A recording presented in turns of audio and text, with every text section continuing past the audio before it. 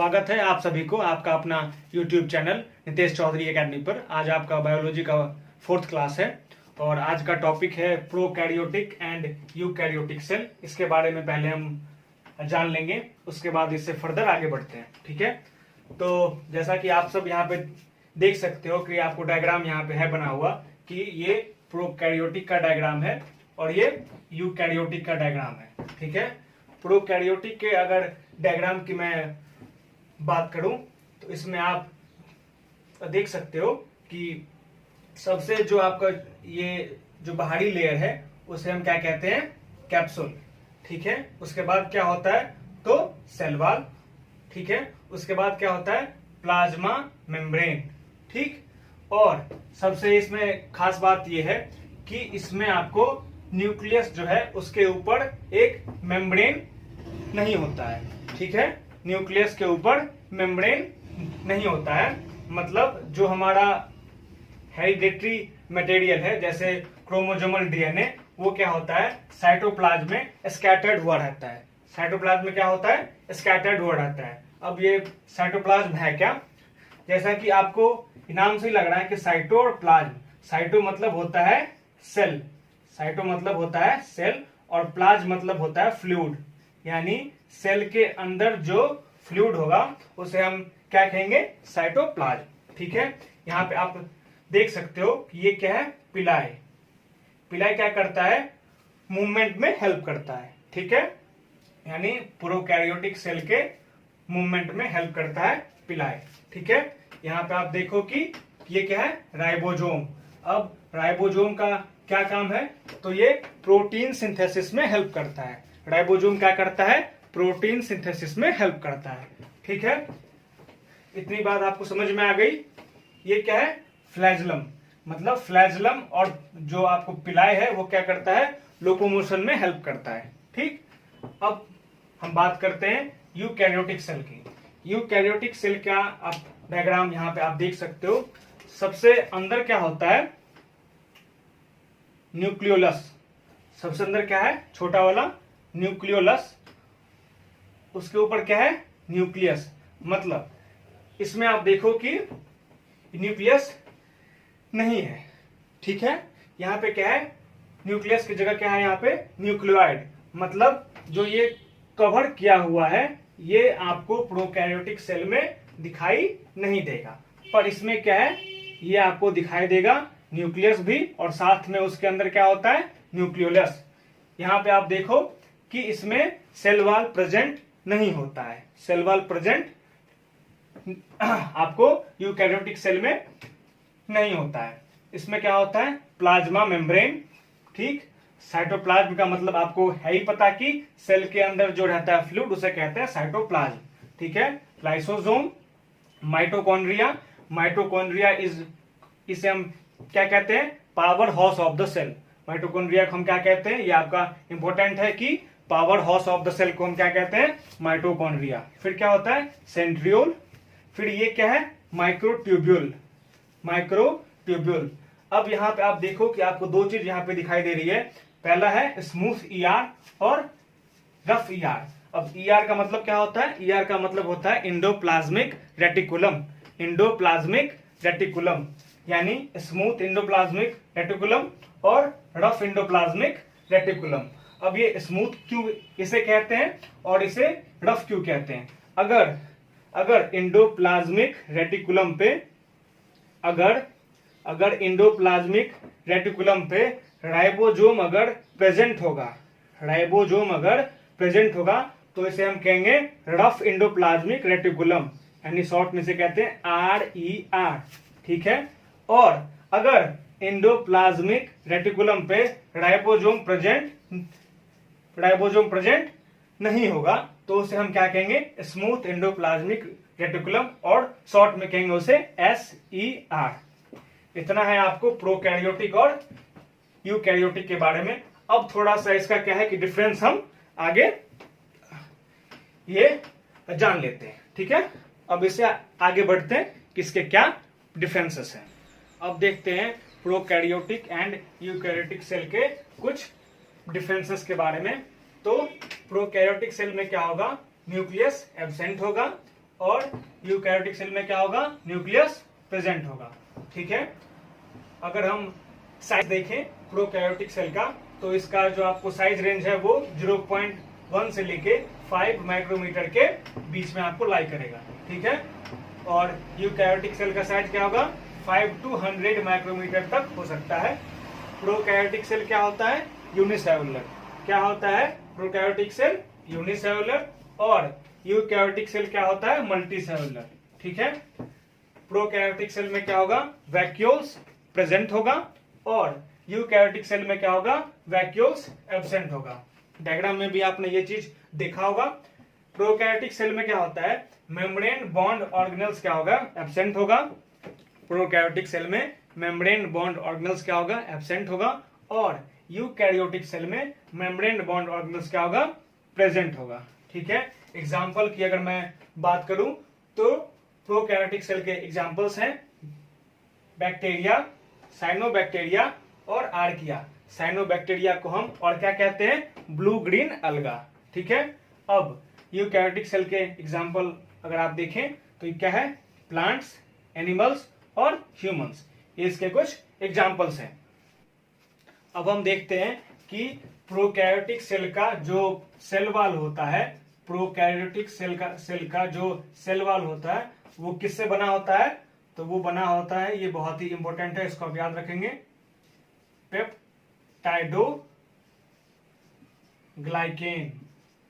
ठीक है, prokaryotic cell का सेल वॉल जो आपको बना होता है वो किससे बना होता है, पेप्टाइडोग्लाइकेन से बना होता है। ठीक है, वहीं इसमें क्या होता है, यूकैरियोटिक सेल में अभी मैंने आपको ये बताया कि इसमें क्या होगा कि सेल वॉल एब्सेंट होगा, लेकिन अगर सेल वॉल प्रेजेंट होगा, जैसे कि प्लांट्स में क्या होता है, सेल वॉल प्रेजेंट होता है। ठीक है, प्लांट्स में क्या होता है, सेल वॉल प्रेजेंट होता है, तो वो किससे बना होगा, तो वो बना होगा किससे, सेलुलोज से। अगर सेल वॉल प्रेजेंट होगा तो वो किससे बना होगा, सेलुलोज से। इसको आप जो है याद रखेंगे। और वही अगर मैं बात करूं फंजाई की, तो फंजाई का जो सेल वॉल होता है वो किससे बना होता है, ये इंपॉर्टेंट है, एग्जाम में आपको पूछ सकता है, काइटिन से बना होता है। ठीक है, प्लांट का जो सेल वॉल है वो किससे बना होता है, सेलुलोज से, और फंजाई का जो सेल वॉल है वो किससे आपको बना होता है, वो बना होता है काइटिन से। ठीक है, अब इससे आगे बढ़ते हैं। अब हम बात करेंगे कि क्लासिफिकेशन ऑफ ऑर्गेनिज्म के बारे में। तो क्लासिफिकेशन ऑफ ऑर्गेनिज्म आया क्यों, इसका आपको नीड क्यों पड़ा, तो जैसा कि हम अपने आसपास देखते आ रहे हैं कि बहुत सारे क्या हैं, स्पीसीज हैं, जैसे कि बहुत सारे आपको प्लांट्स हैं, बहुत सारे एनिमल्स हैं, बहुत सारे इंसेक्ट्स हैं, बहुत सारे बर्ड्स हैं। तो इन सब के बारे में अगर आपको पढ़ना होगा तो इनको एक पर्टिकुलर जो है ग्रुप में पहले उनको रखना होगा, तभी हम उसके बारे में जो अच्छे से वो जान पाएंगे। तो इसे ही हम कहते हैं क्लासिफिकेशन ऑफ ऑर्गेनिज्म। ठीक है, तो अभी तक जो आपको डिस्क्राइब हुआ है कि स्पीसीज कितने हैं, तो ये 1.7 से 1.8 मिलियन स्पीसीज जो है डिस्क्राइब हुए हैं अभी तक। आप देख सकते हो कि इतने सारे स्पीसीज के को आप कैसे पढ़ोगे, तो इसके लिए आपको नीड पड़ा क्लासिफिकेशन ऑफ ऑर्गेनिज्म का। ठीक है, अब जैसा कि हम जानते हैं कि हर स्पीसीज का एक अपना अपना क्या होता है कि लोकल नेम होता है। यानी अगर आप अगर शहर में अगर आप रह रहे हो और किसी भी स्पीसीज को, चाहे वो अगर मान लीजिए कि प्लांट्स हो या फिर चाहे वो एनिमल हो, अगर कोई भी स्पीसीज को आप ए नाम से जानते हो, तो हो सकता है कि अगर आप कोई और शहर जाओगे या फिर कोई और अगर आप मान लीजिए कि जगह जाते हो, तो इसी स्पीसीज का नाम हो सकता है कि वहां के लोग इसे बी नाम से जानते हो। तो हमारे लिए तो ये आपको दिक्कत वाली बात आ गई। तो साइंटिस्ट ने एक आपको बहुत सारे ऑल ओवर द वर्ल्ड से आपको साइंटिस्ट आए, उन्होंने एक आपको रूल बनाया कि एक पर्टिकुलर स्पीसीज का एक पर्टिकुलर स्पेसिफिक क्या होगा, नेम होगा। उसी हम नेम को हम क्या कहते हैं, तो उन्होंने इसे नोमेनक्लेचर कहा कि हम उसे नाम देंगे एक पर्टिकुलर, और अगर किसी स्पीसीज का नाम अगर ए रखा गया है तो उसे हम बी नाम से नहीं बुलाएंगे। ठीक है, ये उनका रूल था। तो नोमेनक्लेचर का टर्म यहीं से आया और उस नाम देने को हम उन्होंने क्या किया कि हर स्पेसीज का एक साइंटिफिक नेम होगा, जो कि इसी नाम से हर जगह वो स्पेसीज जाना जाएगा।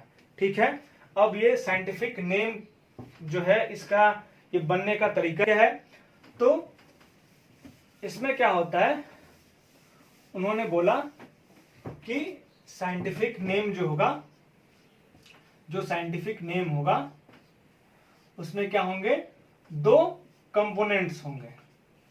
क्या होंगे, दो कंपोनेंट्स होंगे। इसमें क्या होंगे, दो कंपोनेंट्स होंगे। ठीक, पहला कंपोनेंट्स क्या होगा, जीनस, जिसे हम कहते हैं जेनेटिक भी कह सकते हैं, जेनेटिक।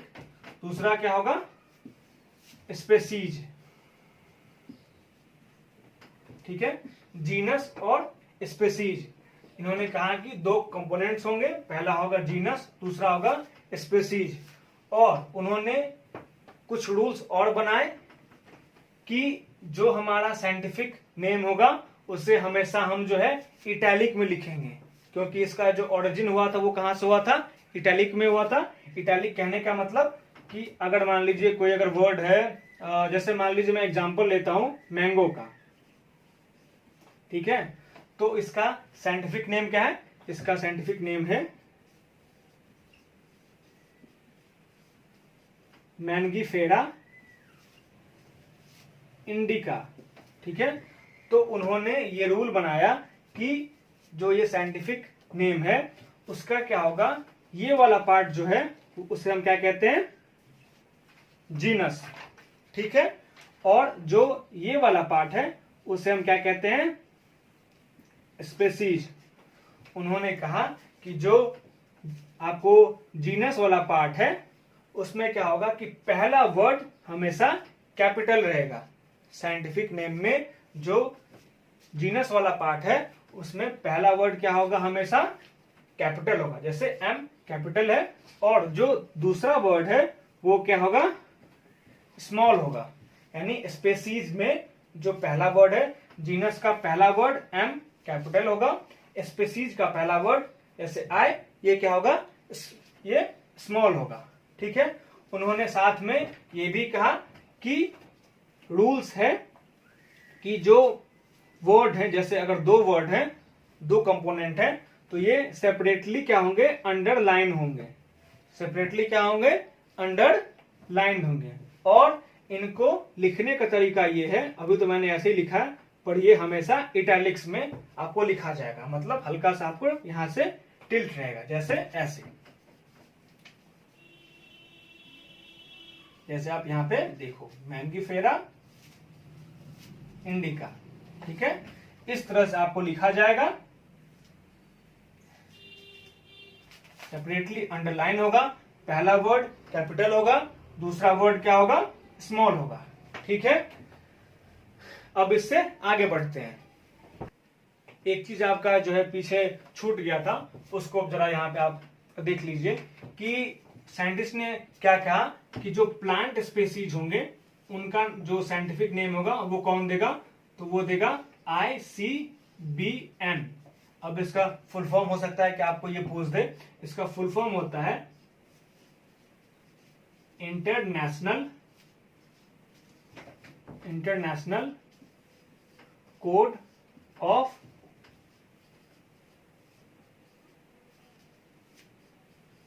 Botanical nomenclature. ठीक है, जो प्लांट स्पेसीज होंगे उनका साइंटिफिक नेम कौन देगा, ICBN, और जो एनिमल स्पेसीज होंगे उनका साइंटिफिक नेम कौन देगा, तो वो देगा ICZN, मतलब international code of zoological nomenclature.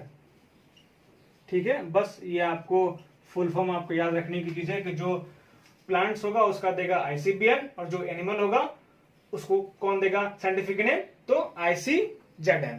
ठीक है, अब देखते हैं कुछ ऑर्गेनिजम्स के साइंटिफिक नेम। तो सबसे पहले आप देखिए कि यहाँ क्या है, मैन। ये बहुत ही इंपॉर्टेंट है साइंटिफिक नेम, क्योंकि बहुत सारे एग्जाम में आपको डायरेक्ट जो है ये क्वेश्चन आपसे पूछ देगा कि इस स्पीशीज का साइंटिफिक नेम क्या होगा। तो जो ह्यूमंस है उसका क्या है आपको साइंटिफिक नेम, होमो सेपियंस। एक चीज का और आप ध्यान रखेंगे, अभी मैंने आपको बताया था कि जो आपको पहला पार्ट है उसे हम कहते हैं, आपको जीनस कहते हैं, और जो आपको दूसरा पार्ट है उसे हम क्या कहते हैं, स्पीशीज कहते हैं। तो जो जीनस वाला पार्ट है उसका पहला वर्ड हमेशा क्या होगा, कैपिटल होगा, ठीक। और जो स्पीशीज वाला पार्ट है उसका जो है पहला वर्ड क्या होगा, स्मॉल होगा। जैसे होमो में एच कैपिटल है और सेपियंस में एस जो है वो स्मॉल है। अब देखते हैं आगे, जो कैट है उसका क्या है आपको साइंटिफिक नेम, तो Felis domestica, Felis domestica. Third है मैंगो। अभी मैंने आपको बताया था कि मैंगो का साइंटिफिक नेम क्या है, मैंगीफेरा इंडिका, मैंगीफेरा इंडिका। फिर क्या है, ग्राम। इसका क्या है आपको साइंटिफिक नेम, तो साइसर एरिटेनियम, साइसर एरिटेनियम, ठीक है। जो आपको व्हीट है उसका क्या है साइंटिफिक नेम, तो ट्राइटिकम एस्टिवम, ट्राइटिकम एस्टिवम। अगर आप ठीक से पढ़ेंगे तो ट्राइटिकम एस्टिवम। फिर क्या है, फ्रॉग। फ्रॉग का क्या होता है, राना तिगड़ीना, राना तिगड़ीना। फिर क्या है, डॉग। उसका क्या है, कैनिस फैमिलैरिस, कैनिस फैमिलैरिस, ठीक है। फिर क्या है, राइस। राइस का क्या है, ऑर्जिया सटाइवा, ऑर्जिया सटाइवा। फिर क्या है, हाउस फ्लाई। हाउस फ्लाई को हम क्या बोलते हैं, म्यूस्का डोमेस्टिका। इसमें भी आप देखिए पहला वर्ड क्या है, एम, म्यूस्का का कैपिटल है, और डोमेस्टिका का पहला वर्ड क्या है, स्मॉल है। और ये हमेशा इटैलिक्स में लिखेंगे। यहां तो मैंने ऐसे लिख दिया था, पर अगर आप लिखेंगे तो हमेशा ये इटैलिक्स में ही लिखेंगे। ऐसा क्यों, क्योंकि जो ये वर्ड है, क्योंकि इससे हमें ये पता चलता है कि इसका ओरिजिन क्या है, इटैलिक्स है, ठीक है। फिर देखिए पी, पी का साइंटिफिक नेम क्या है, पाइसम सैटिवम, पाइसम सैटिवम। आज के लिए इतना ही, और तो कल फिर आपसे मिलते हैं नए टॉपिक के साथ। कल हम लोग आपको ये पढ़ेंगे 2 किंगडम क्लासिफिकेशन और 5 किंगडम क्लासिफिकेशन के बारे में। तो ठीक है, तो कल मिलते हैं। Thank you.